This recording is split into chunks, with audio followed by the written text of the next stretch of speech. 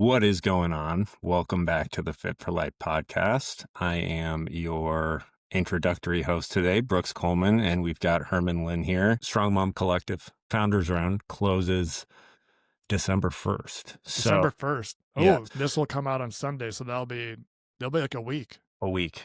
Yeah. Wow. Okay. We've had some great clients jump in already. I'm pumped about this. Yeah. So we will put the link to check it out and apply below. So make sure you check that out. Yeah. This is huge. This is once this sale is done and we kick off the Strong Mom Collective, it's done. Right? Like this sale's not coming back for maybe we'll run it like once or twice a year, but once it's done, it's done. So you got a week left. Get in this group. I'm so pumped. This group seems awesome. Yeah. Like it's the amount of support that I've already seen from them. We have our group call with them coming up later today. So like, very excited for that. And it's a cool. This is gonna be a cool program. I'm very excited to work with them. So get in on it because we got a week left for the sale. Herman, I feel like you've had a crazy week. It's been a crazy week. Like there's been no direct words about it, but I've just like felt like you've just been like slammed. Yeah. It's the holidays. Black Friday's a week away. Yeah. Which I'm in the retail business. If I say Black Friday and not Thanksgiving is a week away. So Yeah. it's just that time of year, but we're surviving. Yeah. It's Friday. We got our coffee. I'm excited about this one. We're going to do how to break the all or nothing mindset, which is something that both of us have struggled with in the past. And I would say, honestly, like 99% of our clients come in with a history of struggling with that. So we're going to mix a little bit of like bigger picture stuff, but also get into like some small tactical things. So let's just dive in. So the first, and Herman doesn't know anything I'm about to say. I'm pumped. And so the first thing. Wait, can I ask you something before you dive into this? No, just kidding. Like what prompted this? What made you think of this? Conversations, honestly. It just keeps coming back to this, like how common it is. And every time I hear it from somebody I'm talking to, it reminds me of such a brutal like headspace this is to be in. Yeah. Like it's funny you brought this up because as I think about content online, what people struggle with and working with clients on a daily basis, like wouldn't you say the vast majority of the time, many of the challenges stem back to all or nothing? Yeah, like almost. I would say like the only exception is a plan that is trash. Like that isn't. Right. But It's like if they literally don't know what to do. yeah. And because like maybe they followed poor plans before, but like whenever someone is, like whenever you hear, oh well, I had success in the past, like I did really good, but like I couldn't stick with it. Right? Like how often does that come up? And that is I think it's so easy to look at that and just say like, well, I'm just not disciplined. I just don't have willpower. And that's not the reality, right? So like that's why I'm excited for this conversation because I think this is like many, many people can relate to this. Dude, and I feel like you can see the weight lifted off of someone's shoulders when you tell them, hey, you're not defective. You're not short on willpower. You don't have something inside that you just don't have what it takes when it comes to this stuff because we all internalize like quote unquote failure so much with these plans that we're just kind of so misguided to begin with, where it's like nobody's going to stick to that for the rest of their life. Yeah, 100%. And like, even if it is a plan that doesn't work, well, that kind of ends up leading to the all or nothing mindset anyway. So, all right, ready? Yep. So these are solutions to all or nothing, or what are these? Yeah. Guidelines to ditch the all or nothing mindset when it comes to your fitness. Okay. Got it. Number 1, zoom out. Tell me more. I think goals with a timeline can be helpful, but I think the vast majority of time we put too much pressure on a specific date on the calendar or this week or this month or even this year. And we lose perspective of the bigger picture and why we're doing this. And we feel like everything crashes down Yeah. when we have a crazy weekend or a crazy Tuesday. Yeah. Yeah. This might be the biggest one, honestly. Like the timeline in general. And I don't know what it is, because like I can distinctly remember when I would start, a P90X or like any kind of Beachbody program that was like when you think about a lot of these programs, like they are really good at marketing, and for from a marketing perspective, it's way easier to sell if you put a timeline on the horizon, right? Like if we promise these results in 30 days or 90 days or whatever it is, people are way more likely to buy it because there's a tangible result that they're buying, right? And the problem with that is many of these large companies are totally fine with just lying about what that is. Yeah. Like that's the reality, right? Like any company that promises you that you're going to get shredded in 30 days is just lying. It's just not true. It's impossible. It's not going to happen. And so the problem is like we inherently as a society almost have these like false expectations in our head that if I just stick with this, if I'm just really, really good with my diet, whatever we think that is, right, for the next month or 2 months, like then it's going to be amazing. And then I can just go back to what I was doing before, right? And it's like, it's going to take way longer than that. Whatever you do, you have to maintain in the long run, right? So like you're much better off saying, you know what, like I'm not focused on the next 2 months, I'm focused on the next 2 years. And I need to build a system. Like I need to build a foundation of how can I actually do this for a long time, right? And if you think about it and hey, like all those things that's like, well, I lasted for 30 days and then I stopped.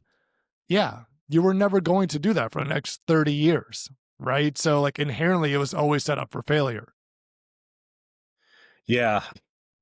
I always tell people the foods and the types of foods you're eating and the workouts and the types of workouts you're doing and any practice in general related to any of this should never be planned to be phased out. It should just be the proportions or the amount of those things, right? Mm-hmm. Like I was talking to somebody the other day that said, I think I'm going to go carnivore and then add carbs in once I get to my goal weight. And I was like, hey, you might be the exception to the rule, but most people, myself included, I tried that many times. We're setting ourselves up to fail. I mean, yeah, dude, I remember that. Like even throughout college and stuff. Oh, I'm going to be home for Christmas break. I'm going to do this 4-week plan and this metabolic blasting super shredder, whatever. Yeah.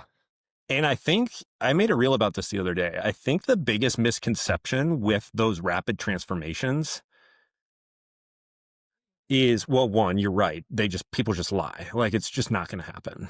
But I think it comes back to people don't realize how much muscle you need to look so lean. And when they realize that, how long of a game muscle is, like the most dramatic 60 or 90-day transformations you may see, those people have a ton of muscle on them and they're just shredding the fat to reveal it and they're getting super lean. And like, yeah. So I think realizing that to be lean without starving yourself, you need way more muscle than you have. And that's going to be a 5, 10, 20-year journey. And then the fat is kind of a more like acute change. But even then it's just not going to happen in 30 or 60 days, no matter what you do.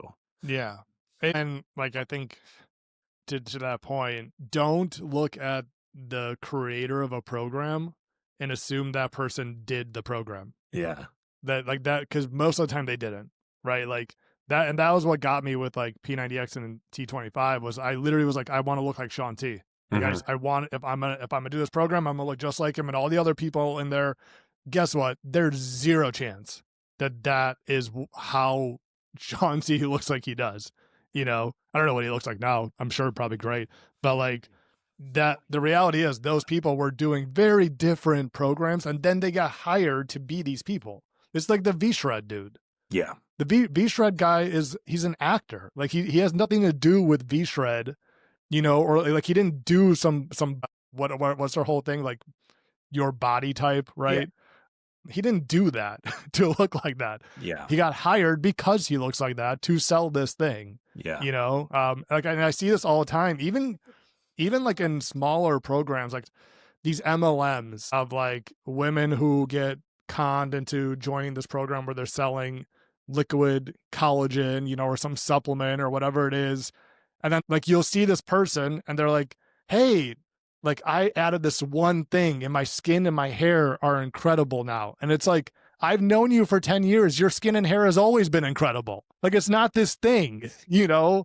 And that's just the problem is like a lot of this thinking when it comes from all or nothing and thinking that like, well, I should get these results in 60 days if I just stick with this. Like it just comes from marketing, right? Yeah. It comes from these companies that are really good at selling you this promise because they don't give a shit if your results last. Mm-hmm. They just care that you buy the thing. Yeah. And you don't see what their life looked like during that process, and you don't see what they looked like 6 months, 12 months later. So, Exactly. and if you do find someone who has an incredible before and after that had like not a ton of muscle mass before, it's going to be like, here's what I looked like in 2018, and here's what I look like now in 2025. Yeah. Like it's Which not. is, dude, that like that right there. We should honestly talk about this more with our coaching because my favorite transformations, the charts that I love seeing is like you see the weight go down, right? And then you see them get to the bottom where they're like around a weight that they're happy with. But then what I love seeing is when they come back. I just had a client who reached out on Instagram and sent me her chart. 5 months later, a straight flat line Yes. that shows that the weight maintained, right? Like that's the real transformation, right? Like we are not we honestly shouldn't even advertise to people that we help you lose, I know. you know, 20 pounds, 30 pounds, 40 pounds, whatever it is in, you know, makeup time frame, like in 6 months. Like we help you keep it off for the next 10 years, Yeah. 20 years, 30 years, right? Like that is like what I'm most proud of, you know, versus just like trying to give you some super quick results that aren't realistic. Yeah. I love that. And then the other cool one, in addition to that flat one, is like, especially, it's even way more dramatic for women, like a 5'5" female who has a before picture at like 130 and an after picture at like 155. Mm-hmm. And she's just put on a ton of muscle and she looks way better. And she's probably literally eating 1,000 more calories a day. Yep. It's not just because of the muscle, but because of the lifestyle, you know, but that's the coolest one to me. I'm like, damn, that is amazing. Like you go from you only have so low to go. So this actually segues pretty well into our next one, which is going on offense before you go on defense. Yeah. And I think this is kind of like our main thing. This is it. Speaking of muscle, but the best way I can think of it is, or explain it is, I mean, everyone has heard what you resist persists, right? So you have two options. You can focus on what you don't want and what you don't want to eat and what you don't want to do and what life you don't want to have and just try to run away from that. Or you can just turn around and start looking at the things you want to be doing, eating, the way you want to be living instead of that, and absolutely flip your mindset on its head and make this process so much less pressure filled. Like it's night and day. Yeah. Which again, going back to marketing, this is like one of the biggest strategies that marketers are taught, right? Focus on their pain points. Yeah. Focus on their pain points. You know, help them run away from the life that they have right now because it's so bad and painful, and you know, remind them all the things that they hate about themselves. And it's like, and that's what pisses me off about the fitness industry in many ways is like so much when you scroll online, like so much is just filled with like shame. and Mm-hmm. guilt, right? Mm-hmm. And it's just like this like moral pure compass that's like, if you're not this, if you're not me and you're not consistent with all these things, then like shame on you, you know, get rid of every single ounce of fat on your body. And it's like that stuff, one, that stuff works for some people, you know, to some degree, like a David Goggins type, right? And then two, it probably works initially for a lot of people, but it's never sustainable. Right. And that's the biggest thing is like you can't build a body, like a actual fit and healthy body based on self-hate, right? Like it has to come from self-respect, and it has to come from I'm building my body up rather than like I'm just going to tear it down because I hate everything about it, you know? And that, like, I'm curious from your perspective, why does this help all or nothing? Well, you can fail in one instant. Number one, If if you're your thinking about it the other way. if your plan is to not eat carbs, you fail and you're done for the moment you eat a carb. And same thing, like I was chatting with somebody the other day. I said, "What's your plan on the nutrition side, or what's your nutrition look like?" And it was like this paragraph, and the entire thing was everything she's not going to do anymore. So I think that's the thing, and it honestly segues into our next one, but it immediately creates a cascade, because if you're trying to not eat sugar and you eat sugar, you already failed. Yeah. Like, Everything's about not messing up, yeah, right? yeah, Like the way I always describe it from like an, you know, breaking it down, if you're trying to tell like a 5-year-old this, right, right? yeah, Like I always use the analogy that most of us look at fitness as like a Jenga game, right? Like you're stacking this tower, and if you pull the wrong piece, everything comes crashing down and you just start over, hmm, right? Like that's how people treat their diet on a weekly basis, right? yeah, Throughout the week, Monday through Thursday, they're stacking the tower higher and higher. And then something happens on the weekend where they feel like they screwed everything up. And it's like, "Oh, well, just gotta start over." And it's like, but that's not what it actually is.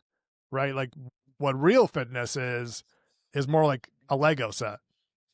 It's just like you're just building something over hmm, time, and you're stacking, and like, yeah, if you drop a block because all those little annoying pieces are so hard to like sometimes hold, you know, like it falls down, but that doesn't mean that you have to start the whole thing over. yeah, You just literally keep going, hmm, right? And that I think is such an important piece, because when you're always focused on all the things I'm not supposed to do, inherently you're going to fail, because yeah, like that's just not realistic. Like none of us are perfect with any of this stuff. We're all going to miss workouts. We're all going to have meals where there's not a single vegetable in sight and we're just going to have to make do, you know what I mean? And from all the studies and all the research out there, we know that this also sets people up to fail. The more you try to cut off foods, the more you try to avoid foods and believe you can't have them, the more you want those foods, hmm, you know? And so like I hear so much around when people are like, "Oh, I'm addicted to sugar," you know, and like, "Oh, I can't be around those." And it's like, but how long have you been thinking about that? Right? Like how long have you had this in your head that like I can't eat those foods, I can't be anywhere near those foods. If I do, like I gain 20 pounds. And it's like, no shit, when it's in front of you that you're gonna eat it. You know what I mean? Like, and a lot of times working with people who feel like that, it's like as soon as you say, "Hey, you know what? Total calories matter most. All foods can fit into the diet." Like it's a math equation, right? There's a million ways we could build that formula. And you start kind of like learning and understanding that, hey, there's nothing wrong with planning like a little candy into your day yeah, every day if you really want to, you yeah, know? And all of a sudden it's like that pressure kind of comes off, and that addiction, the sugar addiction or whatever it is, seems to kind of go away a little bit, because it's like there's just so much less pressure on every single bite of food. yeah. It's empowering. It immediately orients you to start problem solving for how you can do something, instead of just hyper obsessing on what not to do. Yeah. And it takes you from I can't have blank, and just scanning everything in every scenario in your entire worldview through a lens of what you need to avoid to how can I? So if you're trying to Mhm. avoid sugar, which I would say don't even try to avoid it, but instead of that, how can I get more fiber in my day? Yes. And then all of a sudden you have the ability to take action on it. Like if your only plan is to just not do things, it's called I got this from ACT, I think. It's called avoid dead people's goals. Like you should not have a plan that a dead person can accomplish better than you can.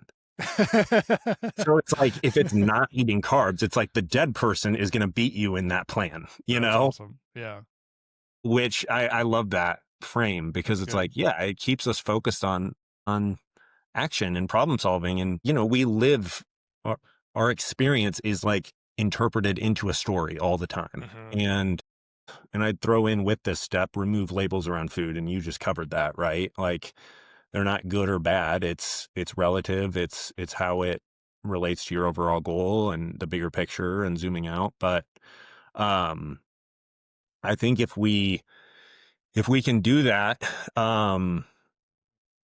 I think just in general, removing labels around the entire process, just how does it fit into your goal? Does it make it easier or harder long term for you? And what are the trade-offs worth? But I think that can't mindset and things are bad mindset very easily jump to the story in your head about what it means about you if you fail. Yeah. I never stick to something. I am lazy. I am addicted to sugar. I blank versus I want to, how can I do more of whatever it may be? But Yeah. So real quick, like before moving on from this one, like from a yeah, tactical perspective, the way yes, like would good always call. flip this in my head is instead of thinking like I have to not eat sugar, I have to not eat carbs, right? Like instead of like thinking of those things like I can't eat these Oreos, you flip it to how can I get more protein? How can I get more fiber? How can I get more veggies? Right? Like you do those three things and not just like long term, but like in every meal, right? If possible, like if you're constantly thinking about that, like what's the protein? What's the fiber? Right? Like what's the veggies? And yeah, it takes time to learn those things, but like you're going on offense, right? Like it's way more fun to build these meals and to know then once you start doing that, you're gonna feel more full, you're gonna feel more energized, and guess what? You're gonna have less room for those other things. Hmm. But and there's nothing wrong with having some steak, having some broccoli, having some rice, and also having a couple Oreos on the plate too if you really want to. Mm. And then from like an exercise perspective, it's like, how do I, instead of just thinking about like, I got to burn off all the things I ate this weekend, no, I'm going to go get strong. I want to go build some muscle. I want to go lift the heaviest weight I've ever lifted in my life in the gym. Like that's fun, and even if you like, go from like, I missed my workout, who cares? Like, okay, just start thinking about like, what can I work out tomorrow? What does my schedule look like? Right? Like, what meetings do I have? And it's like, you're just constantly looking forward. And that doesn't mean like bury your head in the sand when things go wrong. Right? Like, I think there's also some validity to not say, like, oh, just forget about it, just move on. Like, I do think it is smart to slow down and think like, okay, well, hold on though. Why did it go wrong? Right? Like, is is there something about this weekend, or my weekends in general that this seems to be a pattern, right? Like, I think it's important to think about those things, but still, like, I do think you should always have a forward looking mentality of how can I do more of those good things and bring more of that into my life. Hmm. Yeah, I think it's important to call out that we're going to be realistic here too. Like it's not like we never ever, if you just eat more protein fiber, you're never going to be hungry again and you can eat whatever you want, like, but the point is it's just a losing game if you're doing that, if you're avoiding before you ever support your satiety and your fullness in the day, Yeah. or get more steps in, those types of things. So the next one I think we can combine and it segues really well because you just talked about like tactically on the nutrition side of offense over defense. You said fiber and protein, which I Hmm. completely agree. Two things here, and we've kind of already been talking about this, but number one is having your plan be scalable. So literally just having lower levels of completing the things that you want to be working towards. So an example is instead of a group class that's an hour long that you either go or you don't, maybe your movement goal for the day is a step target of 8,000. And that's something that's scalable because if it's a crazy day, you can get 6,000 instead of 8. It's not 0 or 8. And that goes along with the protein and the fiber. And I think we covered that on the last episode too, like building, or maybe 2 episodes ago, basically building backup plans, having plan A, plan B, plan C, and kind of dropping down the ladder. But the second thing with that is focusing on what you're doing compared to your past self. So focusing on progress over perfection, instead of looking at the plan you want to be getting done every single day, look at averages across a week, across a month, and compare that to last week, last month's, last year's you, and those averages to just focus on what you're improving. Mm-hmm. Yeah. Okay. So there's 2 things in there, right? Yeah. I just bundled, focus on what you are doing instead of what you aren't by using averages. Okay. And then with that is just making sure your plan is scalable up and down so that you can see, like, you can make smaller increment progress. Is another point, because I don't know what's coming. Is another point going to be minimum effective dose? Or can I bring that into this? I did not have that down. Okay, great. Okay, so this perfectly ties in. Look at that. Yeah. So I think it's so smart from a scalability perspective to think, again, like a lot of all or nothing comes from the fact that we believe that like if we don't do the plan perfectly, if we don't check the box perfectly, none of it counts. Which like logically, and I don't think anyone that like if you actually saw, like no one actually believes that, right? Like we trick ourselves into thinking that for some reason, right? That's like, of course working out once is better than working out 0 times, even if you can't get all 4 workouts in. You know what I mean? But I do think a lot of people resonate and like checking the box, right? Like they like feeling like they accomplished something, and they don't like feeling like they constantly fall short. Because when they feel like they constantly fall short, it also leads them to not want to continue because they feel like they're failing. Mm-hmm. And so like I think having a minimum effective dose, right? Like what do we always say with clients? The bare ass minimums. Yeah, the BAM. Right? Like your BAMs. Yeah. Like what is that like worst week scenario? Right? Yeah. And that to me, like if I were to build that for myself right now, I would say, okay, I want on average to walk around 10,000 steps per day.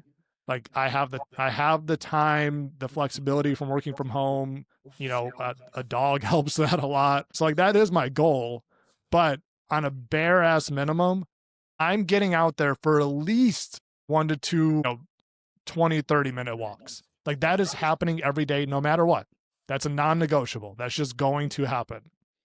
Even if that doesn't mean 10,000 every single day, which by the way, like that's going to get me to like at least 8,000, and then number 2, I know from a strength training perspective, if I get 1 hard full body workout in every week, that's enough to maintain all of my muscle mass, which is pretty insane and amazing. And that's why strength training is so cool, right? 1 workout, you hit every muscle group, 3 hard sets each week. From a research perspective, that's enough to maintain everything. You get 2 hard workouts in, that's enough to grow. Yeah. A little bit. And I'm going to throw in there, if you haven't been consistent with strength training in the past, that's enough to, even 1 would probably will grow.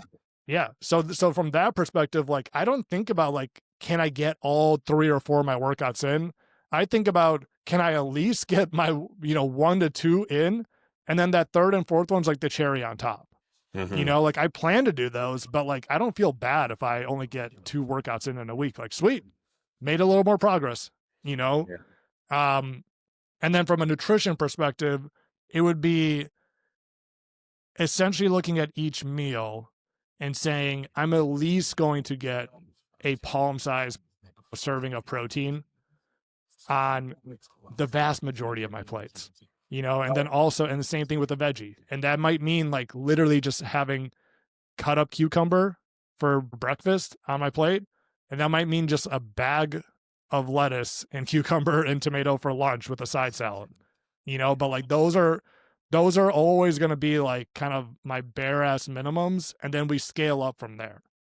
Yeah, love it. That just reminded me that I had a huge win from a client last night who, and I can't remember if we talked about this on the call. I made a post about it, but 2 weeks ago, we made this list of her plan A, her plan B, and her bare ass minimum. And she felt a lot better about it. And she, we were like, all right, cool, let's do this. And her bare ass minimum was like 5 minutes stretch before bed, 6,000 steps or 5,000 steps, and like a protein and a veggie at one meal in the day. Mm-hmm. I was like, what is your worst case scenario? Yep. And so we made the list 2 weeks ago, and she's been crushing it. And last night she messaged me, because usually she works 3 days in the office and works out there. So she messaged me last night, okay, didn't get to the office today.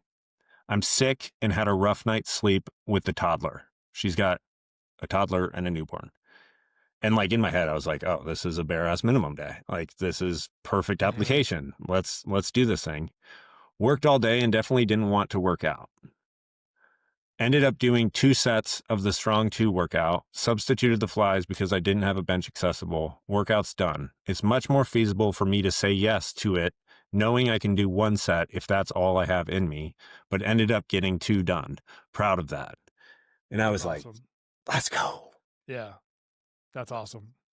Like that's exactly why we build those. And for this is something we covered on our group call last week, and I was thinking that we could throw it in here, because for the longest time, it's like the steps are super scalable, the protein's super scalable, the fiber's super scalable, but workouts like strength training 3 days a week, can be easier to get into the all or nothing. And so we discussed it on our client call last week, but I think we've both done it slightly differently, but basically building 3 full body strength plans that are 30 to 40 minutes into a scalable plan instead.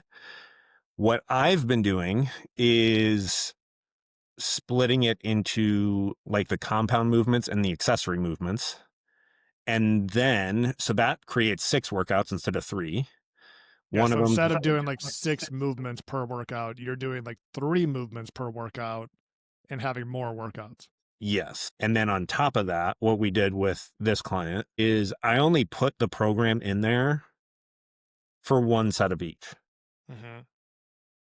I said, because she said some days at the office she's going to have 10 minutes, some days it's going to be 30. I said, if you have 10 minutes, do 1 set of each. If you have 20 minutes, do 2 sets of each. If you have 30, do 3. I think you've been doing it slightly differently. Yeah, I mean, I essentially just split it up into lowers and uppers. Okay. That same thing. So like each day essentially has 1 lower, or not each day, but like on 3 days of the week, I have 1 lower and 1 upper workout. And if you need to move those around, you can totally move those around, right? Like you want to do your lower today, you want to do your upper tomorrow, that's totally fine. But the end result is the same. You have 6 mini workouts. Each one takes 15, 20 minutes. And I'm finding like on average with the people I've introduced this, they're getting like 20% more workouts done per week, because like it's always like that. If they do 1 workout, usually they'll do like 1.5 workouts, right? Like, or now they'll do like 3 mini ones. If they usually do 2 workouts, like they'll at least get like a half of that last one in. Like it gives you permission to be like, why do I have to finish the whole thing? And I was going to plug for Herman's coaches or clients.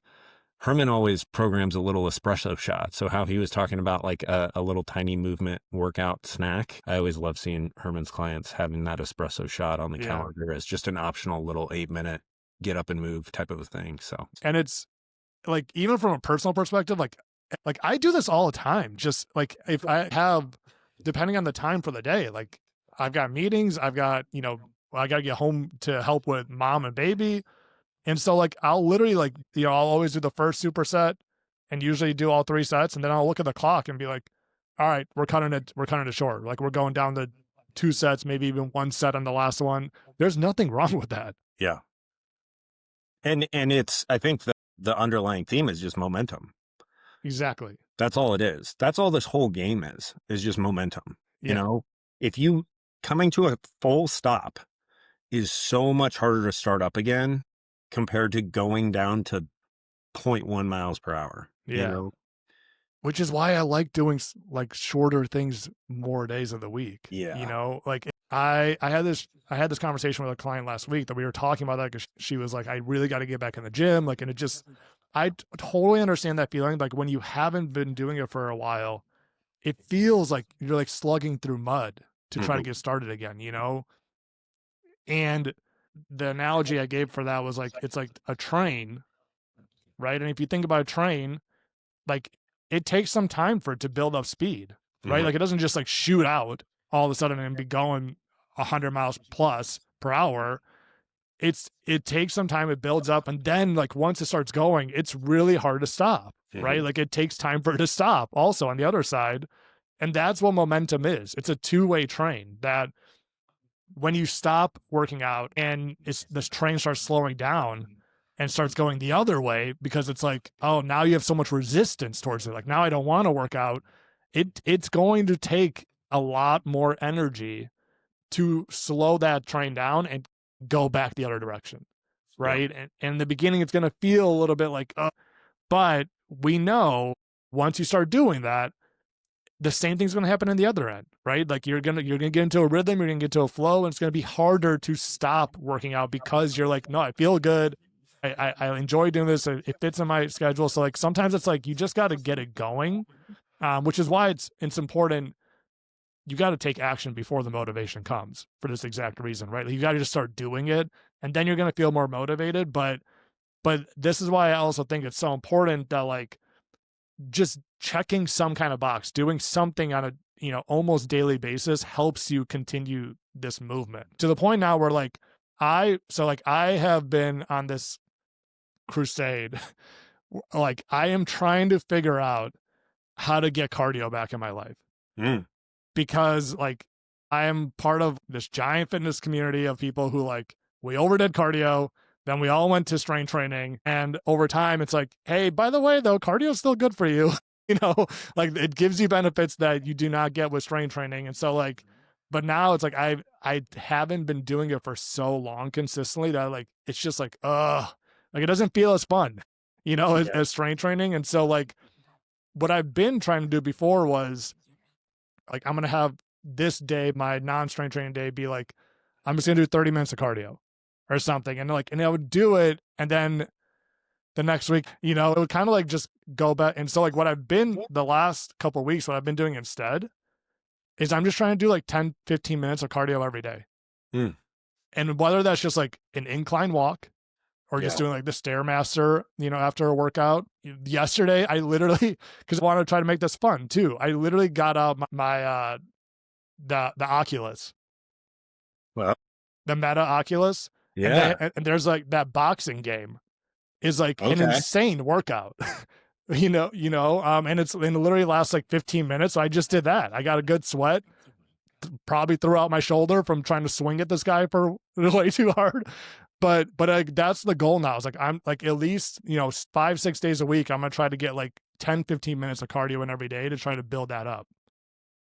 Dude, have you ever been to downtown Disney at Disney World, or have you been to Disney World? There's this place called Downtown Disney. It's like, I don't know. There's an arcade there. There's like a 4-story arcade there. I don't know if it's Okay. still there, but I went there in like middle school, and there was a boxing game there where like you put on these 2 gloves and stood in this thing. And my Oh, dad and I played that for like 6 hours straight. It is like I probably burned it's 4,000. insane. Like it Yeah. was, but it was so much fun.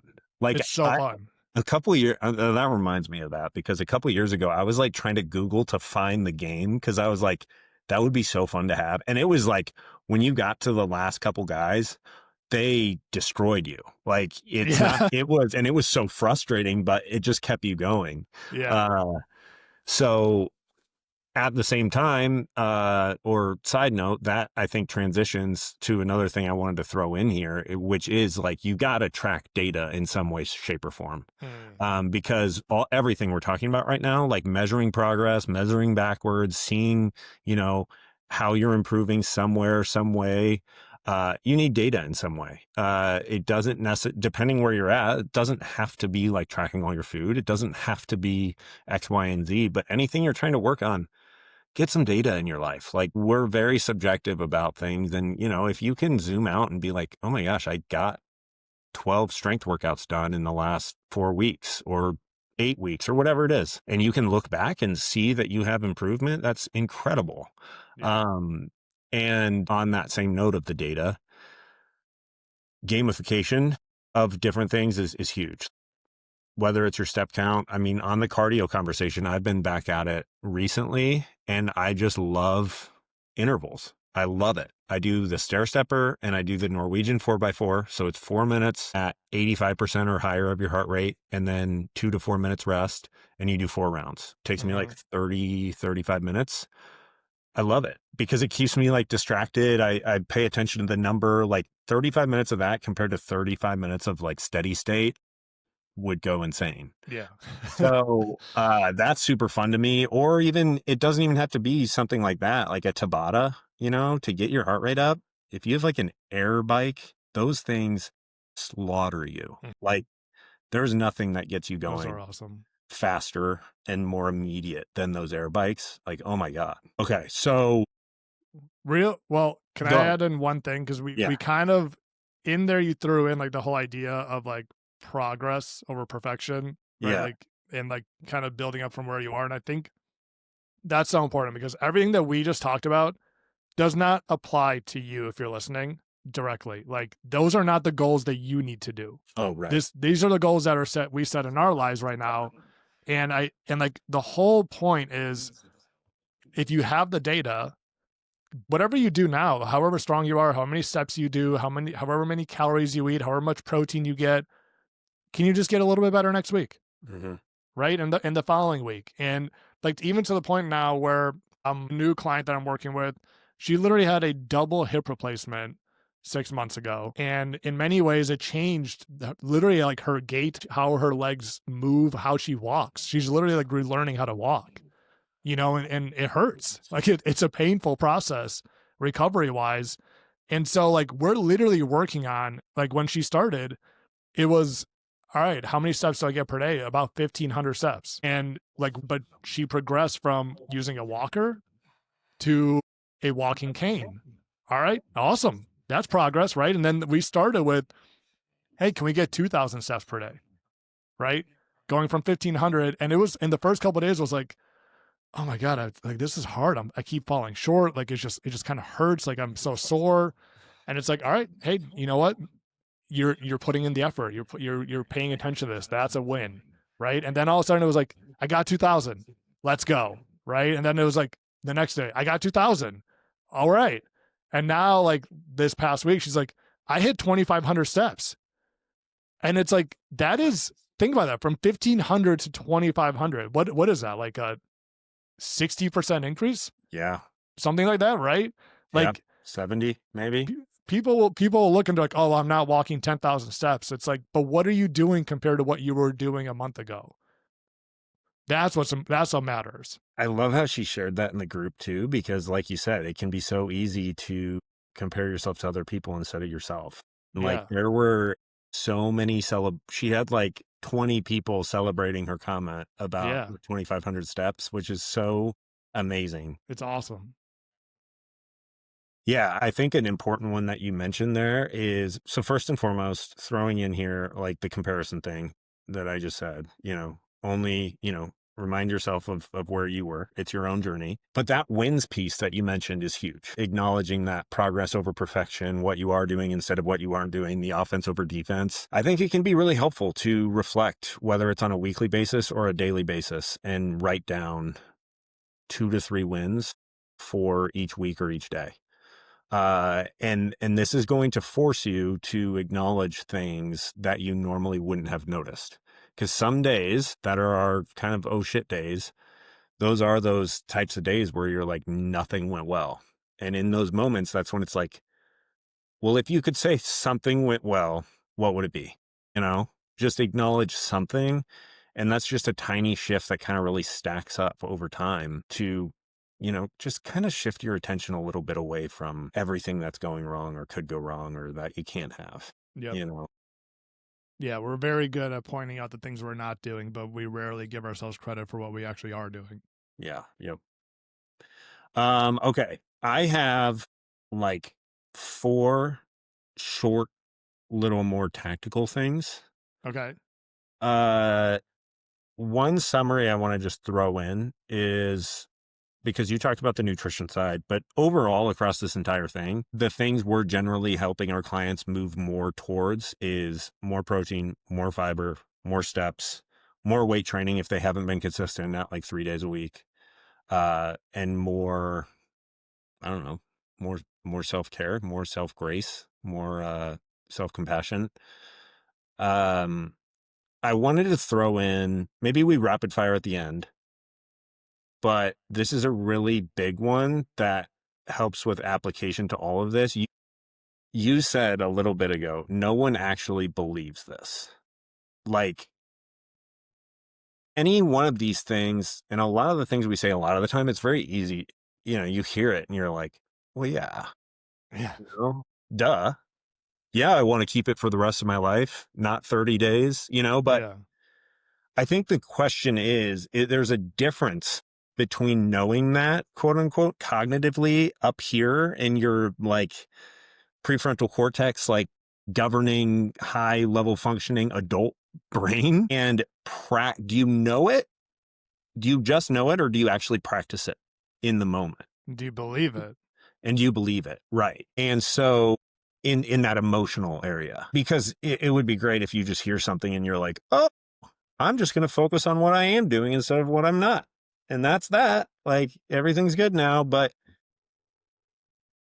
underneath all of this is just a general mindfulness practice of some sort that doesn't have to be like a formal sit down on a meditation mat, but all of these things, it's just the practice over and over and over and over and over and over to slowly shift your worldview towards all of this. Because it's like, yeah, you know it, but that, we could get super deep, but like that part of you from your childhood, whatever it may be, doesn't.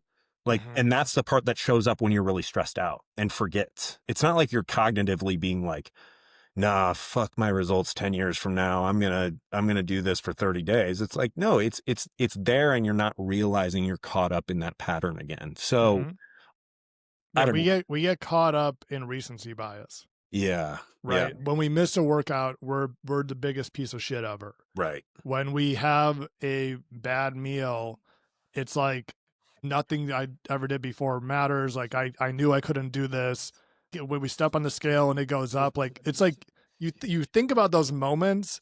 In the moment when that happens, you're not like, well, you know what? It's just a weekly average, and I've seen it. You know what I mean? Like you have these immediate emotional reactions Yeah.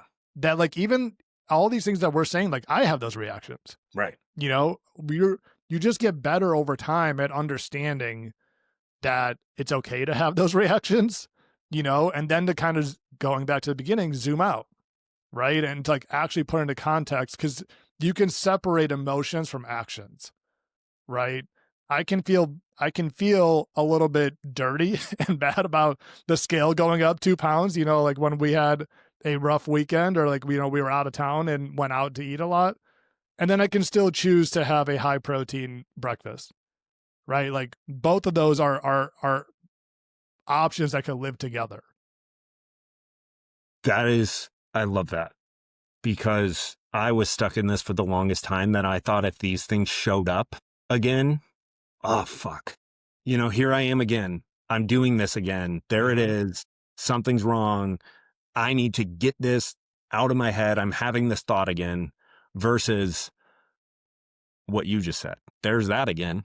There's that black and white thinking again. There's that catastrophizing part again. There's that part that's just beating me up. And the best analogy I've heard for this is it's like a road trip and your adult self, the one that has the goals, that like is calm, not reactive, responds instead of reacts, has probably the person that's listening to this episode, if you're listening in right now, that is clear-headed should be driving, right? And then we all have our programs from our past and the emotional parts of ourselves that react very quickly. And it's so easy to think, oh, this part of me is, so they're like the kids and the teenagers in the car. Yeah. And it's so easy to think like this teenager is just, it beats me up. Like it points out all my flaws. Like I need to get him out of the car. Yeah. And so then you're driving and you're trying to push this kid out of the car. And of course, what's he going to do? He's going to come back harder and Yeah. like try to take over. And what happens when we're allowing these parts of ourselves to drive? It's not going to be fun. They sabotage. And the switch is that instead of viewing them as like a problem to get rid of and get out of your head, it's use it as a cue to tune in to why are they acting out? What do they need? Like Yeah. they're trying to help you because that's the best way they know how, but they're very immature. So at one point, beating you up protected you and kept you safe from not being ridiculed at school or something like that. And so I think it can be very powerful because it can start to turn that into a cue to like slow down and be like, hey, what's going on right now? Like, what do I really need? Instead of just thinking that one day it'll be gone forever, because it's like they're along for the ride, whether we like it or not, you know, and it's hard to see it sometimes how it's trying to help. But, you know, we can take input from these reactive parts. We can hear them out. We can see what's wrong. We can tune in, but they don't drive. Like, and over time, as you catch these patterns over and over and over, they take over less often and you're driving, and over time you're more of the time, so that, you know, everyone has a say, but we're not just derailing and driving off the road. Yeah. I love that. It's Yeah. where I see this pop up the most with clients is like they've already lost a significant amount of weight. You know, like maybe they're like, hey, you know what? I've lost 25 pounds in the last year and a half or something. And then like maybe they're like at a point now where it's like it's getting a little bit harder, right? It's not as consistent. And they like when you lose a lot of weight, the biggest fear you have is what? What if I Yeah. gain it all back? Right? Like and when they step on the scale, right? And it's been a super busy time, especially right now, right? It's the holidays, Thanksgiving's coming up, everyone's busy at work. And like you step on the scale, it's up a pound or two, and you have this visceral reaction to it. And like many times they beat themselves up for having this reaction to it. Cause they're like, I know it's probably water weight. I know it's not a big deal. I don't know why. And it's like, what do you mean? Like, of course your body, like you worked so hard for this, Yeah. right? Like you worked so hard to get here. Of course you don't want to lose it all. Of course your body is trying to protect you from that, you know? And I think to that point, exactly, like when you can start understanding like anxiety and fear and like why you have these feelings, right? Like they're not bad. Right. You know, it's like Inside Out. Like they're there for a purpose, right? There's a reason. And your job is not to get rid of those feelings. Your job is to just try to understand them a little bit more, you know, and work together with them to keep moving forward. Yes. Yeah. And that's what makes it so much worse, right? Yeah. Like that spiral, because it's this base layer of like, okay, this is going on, this is popping up, but then there's this, and this is where the kids are fighting in the back of the car, or the Inside Out characters are fighting over the joystick, where it's like, then the other one comes and it's like, you always do that. Like it's this, you know, Yeah. and then it's just, it never ends, you know? And then you're just buried in emotion, and action becomes really hard to take on because you just feel a fog over you, you know, and like you're not making clear decisions at that point. Right. Yeah. And then what happens? Just overwhelm, paralysis by analysis, Yep. all or nothing. Yep. Screw it. I'm just going to go. And so like to that point, a lot, like what I really like for people to do too is, what would you tell your best friend if they came to you and said the same thing? Or right? your kid. Or what? Or your kid. Or your kid. Yes. Yeah, exactly. Because we're so much more logical and so much kinder to other people than Yeah. we are to ourselves, you Yeah. know? And so it's, if you could put it into that perspective, it becomes much easier to be like, well, I would tell them that you went out for dinner last night and you had a lot of salt and carbs and that retains water, and it's not a big deal. Like you can just move on and just eat normal today, you Yeah. know? And it's like, okay, well, why can't you just tell that to yourself then? You know? And so like I think sometimes zooming out and pretending you're speaking to somebody else too.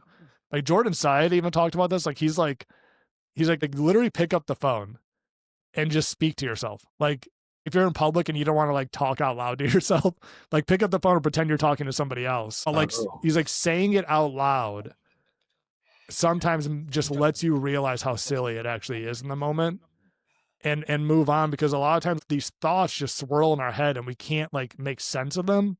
yeah. So sometimes literally just getting it out, which also is why it's good to have a coach, right? Because they can say these thoughts to us and then we can reply back and be like, yeah, I think you're fine, you know?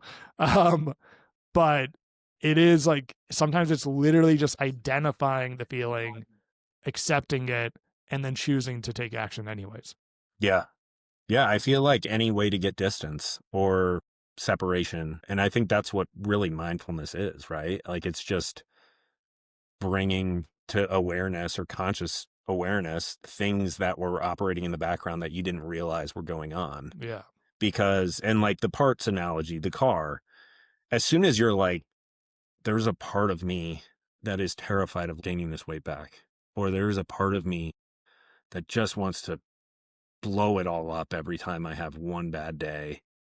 That right there makes a world of a difference compared to I am doing this versus there's a part of me that just really is struggling with this, with X, Y, and Z. It's like so much more, oh, that's not, that doesn't mean anything about me. It's not who I am. It's here and it's showing Mm-hmm. out. And it brings more curiosity to the process instead of like just spiraling again into Mm-hmm. that, storyline of whatever you're making it mean about yourself. Um, okay. So now it's hard to go back to anything tactical, I feel like, with all that mindset talk. But Yeah. let's rapid fire some. And by the way, like getting it out, like you said, different for everybody. Yeah. Grab your phone, talk out loud on the phone, journal, talk to a coach, talk to a friend, whatever it may be. So Mm-hmm. try things. I've tried journaling, never has really clicked, but other things have. So, like, and I've had clients that love journaling. So, all right, I got 4 rapid fires. Okay. One is the rule of twos. Have you heard of that one? Back to back. Yeah. Yeah. So this one's super simple, but people like it. I like it. It's okay to miss a workout. Just don't miss 2 in a row. It's Mm-hmm. okay to have a bad meal. Just don't have 2 in a row. But the cool part is, like, I've had clients be like, I had 2 in a row. And no, that's not the point. I'm like, all right, it's okay to have a bad week. Don't have 2 in a row. Like wherever Yeah. you're at. If it's been about a year, it's okay to have a bad year. Don't have 2, Yeah. like just zoom out if it's not serving you. Yep. Um, I had get some dumbbells for your house, put down Like it. just to scale down and have an option. Like I have a Mm-hmm. client who we have a training split customized to him, but then we have this, oh shit, backup full body dumbbell workout that hasn't changed in 6 months that he can knock out on the road in a hotel gym if needed, or Mm-hmm. knock out in his home office if needed. Uh, I had include, this goes into what we were talking about earlier, include like processed foods, dinners out, desserts, things like that from the get go, plan them in, Yep. pre-track them, and then build around that. Because if you go through a normal day and just eat all your normal food and then go out to dinner, you're like, well, I've got 500 calories left for an Italian dinner. Like that's Yep. the appetizer versus, once again, it flips it. If you pre-track it, how can I work in this dinner tomorrow earlier in the day? And then the backups, like the backup, uh, I feel like I've cussed a lot on this podcast and I'm sorry, but what I always put on client meal plans is your oh shit days.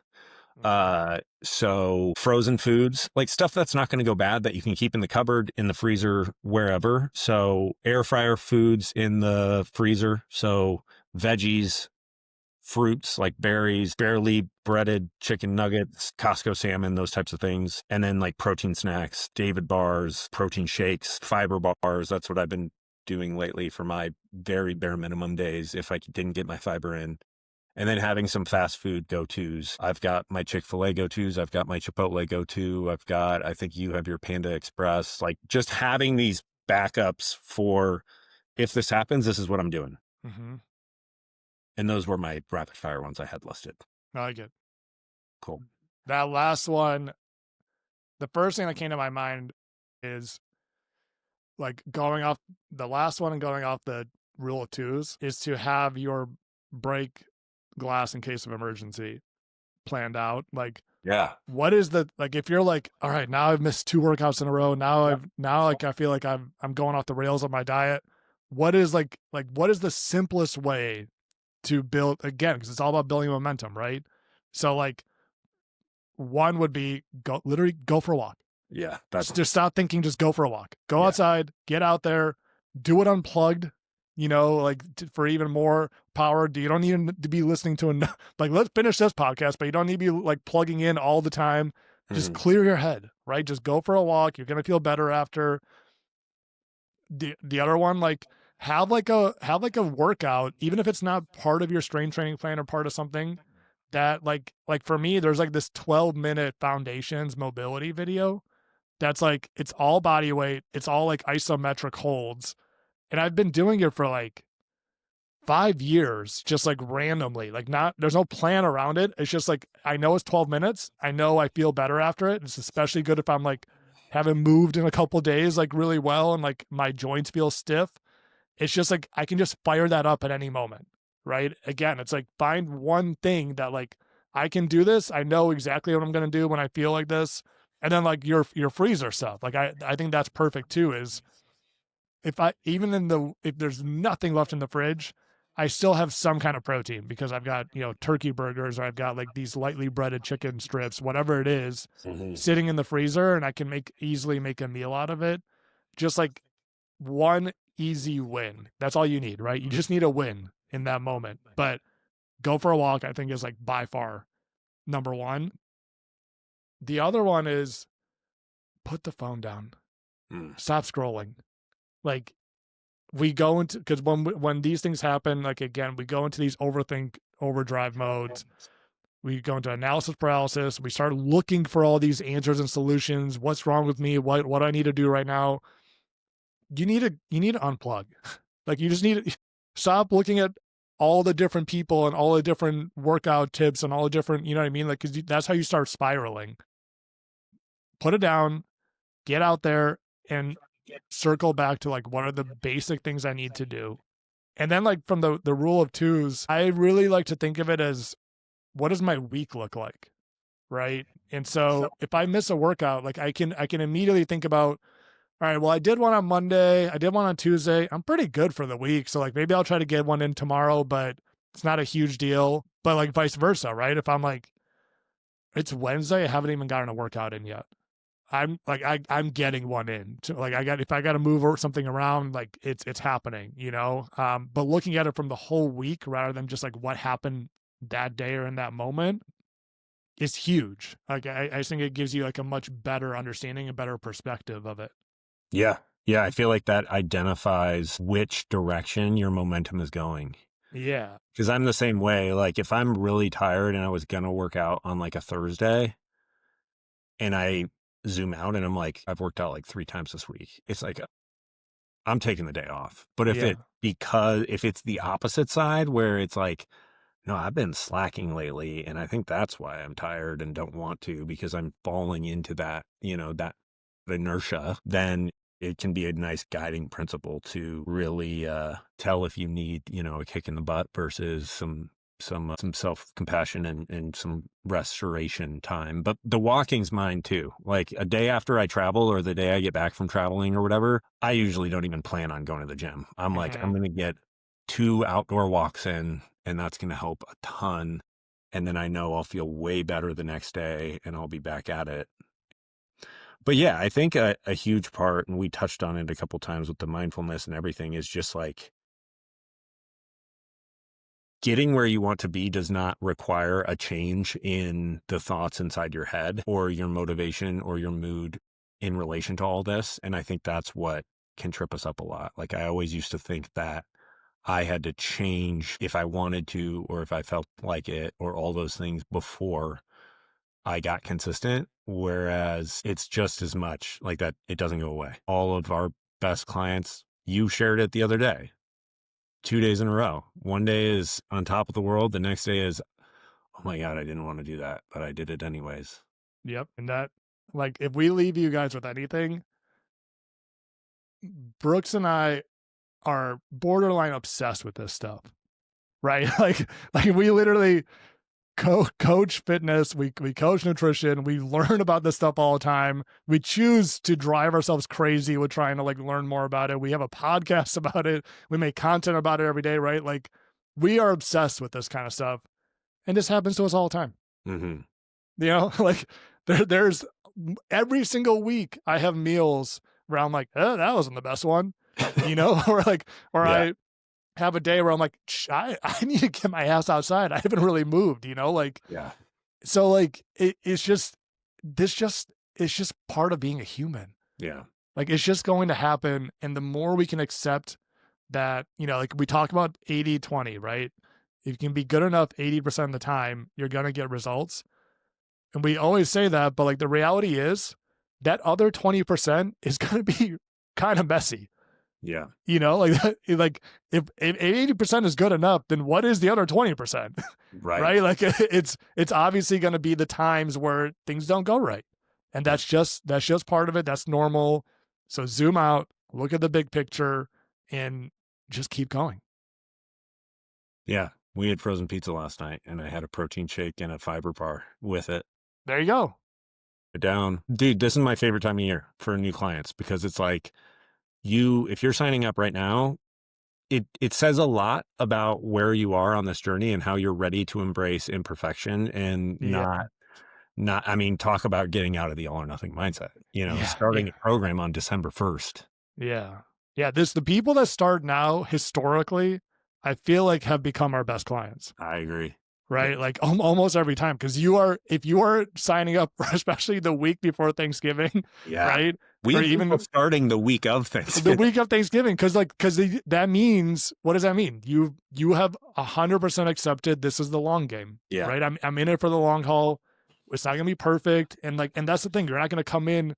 No, none of them do they come in. I go, all right, let's hit your protein and fiber this week. I don't care about Thanksgiving. Bring your Tupperware to grandma's house. You know what I mean? Like that's not what we're doing here. Like I love it. I love that they're like, you know what? It's not gonna be perfect for the next month, but I'd rather get ahead of it, set up. I don't want to feel like I'm starting over in January. Like let's start building now. That's awesome. Yeah. Yeah. And we're kicking it off with a 3-day water fast for everybody. So but I am excited. We need to use our new tool for the challenge next month. We do challenges every month for all our clients. So steps, mindfulness, unplugging challenge this month, consistency challenges, vegetable, whatever it may be. So yeah. Anyways, thank you all and hope to see your application come through. But otherwise, hit us up if you have any recommendations on future podcasts or topics. Yeah. See you later. Peace.